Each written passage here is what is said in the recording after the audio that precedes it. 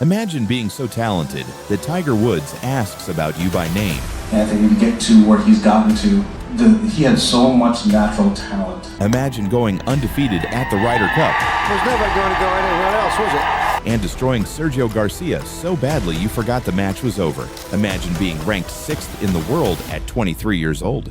And then imagine disappearing for 12 years. No tournaments, no interviews, no sightings. Just gone. Like a ghost.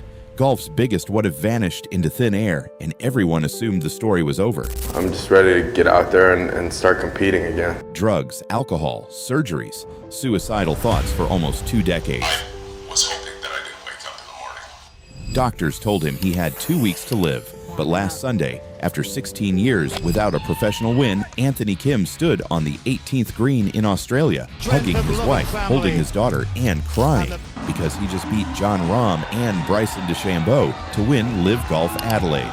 This is the greatest comeback in golf history. This is the story of Anthony Kim. Let's go back to the beginning. 2007.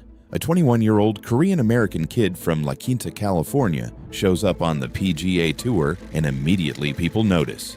Not just because he could play, but because of the swagger. Diamond-studded belt buckle with AK on it. Flashy clothes, cocky attitude, the anti-Tiger but with Tiger-level talent. Tiger Woods himself was paying attention. During a practice round at the 2007 PGA Championship, Tiger walks over to the tee box and asks someone unprompted, "What do you think of Anthony Kim?" I definitely can hit it farther, but it just, Tiger never missed anything in golf, and AK didn't disappoint. 2008 was the year everything exploded. A naturally gifted athlete, former All-America from the University of Oklahoma, hosted 4 top 10s in his rookie season. First, the Wachovia Championship at Quail Hollow. Win number 1 for Anthony Kim. Kim wins by 5 shots. His 16 under par broke Tiger's tournament record, and he was only 22 years old. 2 months later, he wins again at the AT&T National, Tiger's own tournament, becoming the first American under 25 to win twice in one season since, you guessed it, Tiger Woods. Kim became the youngest winner on the PGA Tour in 6 years, breaking Tiger Woods' tournament record by 3 shots. And he wasn't done. September 2008, Ryder Cup at Valhalla. Kim is the youngest player on either team at 23 years old. Rookie. And he draws Sergio Garcia in Sunday singles. First hole, both players hit their shots to within 2 feet. Sergio says, good, let's concede the putts. Kim doesn't even look at him. Let's put them. That set the tone.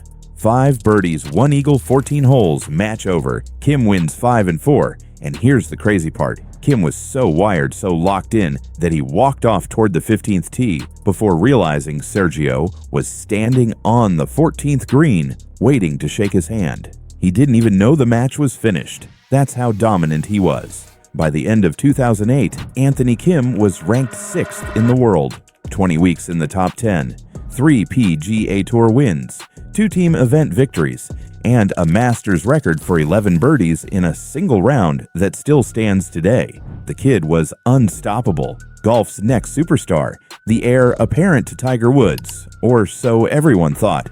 Here's where things get dark. Success came fast, and so did everything else.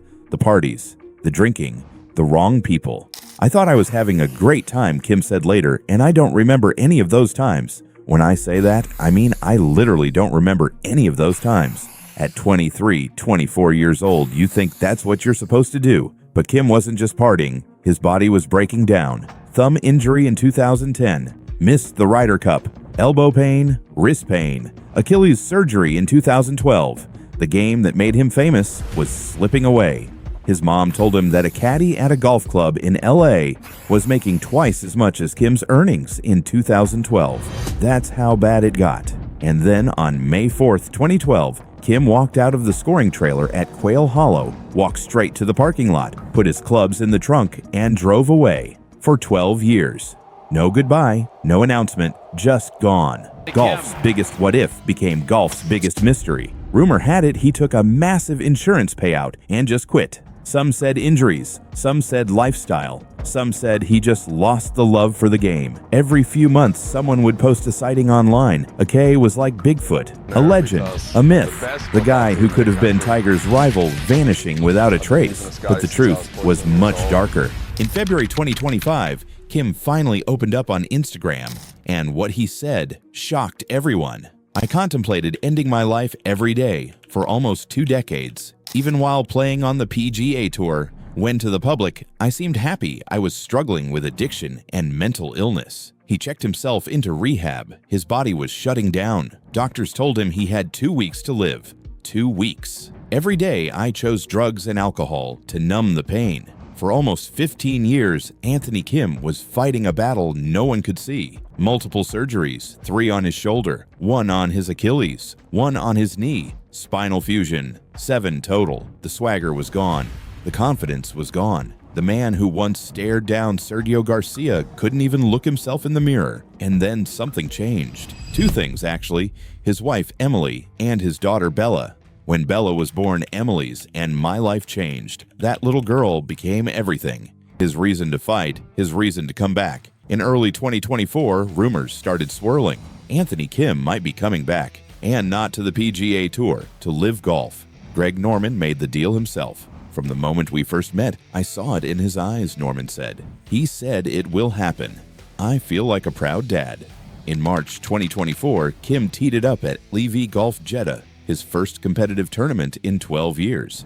And it was rough. 76, 76, 74. Last place by 11 shots. 33 strokes behind the winner, Joaquin Niemann. The swing that once broke Tiger's records looked like someone trying to remember a language they hadn't spoken in years. At Doral, it got worse. 76, 81, 80. His worst finish yet. 21 over par. Watching him on the range, you could see the years of abuse on his face. The timing was off. The divots were huge. The speed was gone. The trim, fast welterweight from 2008 was barely recognizable. People started questioning everything. Was this just a publicity stunt? Was Liv giving him charity? Was Anthony Kim just done? He finished 56th out of 57 players in 2024, one of the worst seasons in LPga history. And in 2025, 55th out of 61, outside the top 48, relegated. Let that sink in. Anthony Kim, former world number 6, Ryder Cup hero, 3-time PGA Tour winner, got relegated from LPga Golf. Most people would have quit. Most people would have said, I gave it a shot, it's over. But Kim had a mantra, 1% better every day. January 2026, LIV Golf Promotions, a qualifying tournament just to get back on tour. Kim had to earn his spot. No more wild cards, no more charity. Win or go home. And he finished 3rd. I'm glad I earned my spot so everyone can quit talking shit, Kim said after. He was back. Dustin Johnson signed him to the 4 Aces team when Patrick Reed left. A new home, a new beginning. And then came Adelaide, February 15th, 2026. Live Golf Adelaide, final round. Kim starts the day 5 shots behind Jon Rahm and Bryson DeChambeau, 2 of the best players on the planet. Nobody expects anything. After all, this is the guy who finished last at his first event. The guy who got relegated. The guy who almost died. But something was different. On the par 3 12th hole, the watering hole, Kim drains a 17-foot birdie putt to tie Rahm for the lead. And the fist pump. The leg kick. Years of frustration, years of pain, all released in one moment. Then birdie on 13, birdie on 14, birdie on 15, birdie on 17. 4 straight birdies down the stretch. Jon Rahm couldn't keep up. Bryson couldn't keep up. The 40-year-old man who was supposed to be dead was burying the best players in the world. Final round 63, 9 under par. Bogey-free, 3-shot victory. His first win in nearly 16 years. When his ball dropped on 18, Kim didn't even pick it up. He dropped his putter, turned around, and there she was. Bella, running toward him. He scooped her into his arms. Emily was right behind, and the 3 of them stood there on the 18th green in Adelaide, in front of 115,000 fans, and Kim buried his face in his wife's shoulder, crying. Jon Rahm, the competitor who just lost, said this. In a weird way, as a competitor, I probably shouldn't say this, but that was a joy to watch. The jump from those 2 times to yesterday, it's impressive. The round he played yesterday, and not the easiest golf course, was incredible. To see that image on 18 of him hugging his wife and daughter, any man with a soul is going to have a soft spot for that. I was almost tearing up. The champagne shower that followed was actually carbonated water because Anthony Kim is sober now, almost 3 years sober, and he wanted to keep it that way. Greg Norman called it the greatest golf comeback in history. Maybe it is. Ben Hogan came back from a car crash to win the U.S. Open, but Hogan overcame a bad hand someone else dealt him. Tiger came back from back surgeries to win the Masters, but Tiger never lost himself the way Kim did. Kim's story is different. He wasn't just fighting his body, he was fighting his mind, his addiction, his demons, for almost 2 decades. And he won. Not just the tournament, he won his life back. I'm too old to be reacting like that. Kim joked about his fist pumps. I think I pulled something in my hip, but I will say that was all the lows I went through in my life that I got to dig out of. So, what's next? The PGA Championship is a possibility. The majors might open their doors, and Kim is only 40. He's got years ahead of him. But honestly, it doesn't matter what happens next because Anthony Kim already won. He proved that no matter how far you fall, no matter how broken you become, no matter how many people write you off, you can always come back. With God, my family, my sobriety being the key things to my life, I can go as far as I want. From golf's biggest what if to golf's greatest comeback, this is Anthony Kim, and he's just getting started.